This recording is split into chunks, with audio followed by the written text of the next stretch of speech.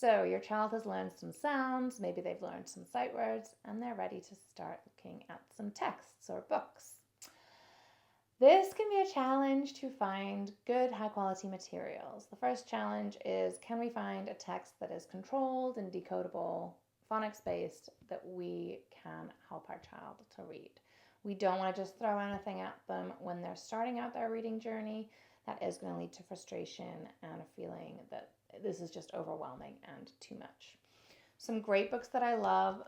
Bob books are readily available and they're fairly controlled and progressive. Start with set one, work your way through Sam and Matt and Dot, helping them with these books. From the UK, I love the Oxford Reading Tree phonics set and the Oxford Reading Tree Songbirds books. These are really nice stories. They tend to have a little bit more of a story to them. Whatever you're able to read with your child is going to be great.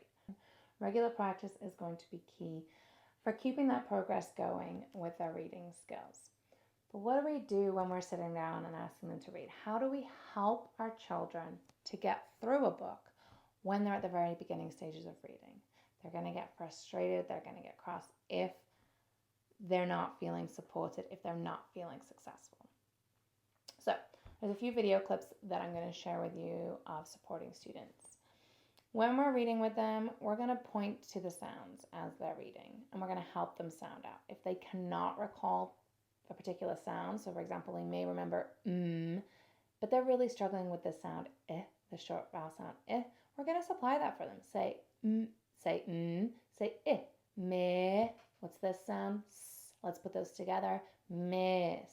So we're just practicing robot speaks and switch it, but now we're doing it with an actual book. As they're reading the words on the page, I like to sit opposite my students so that I can point above each letter. Encourage them to put their fingers on the words too. That's going to help them to connect to the text. So I put my finger above the words and I help. If there's sight words or trick words they haven't learned yet, I'm just going to give them those words.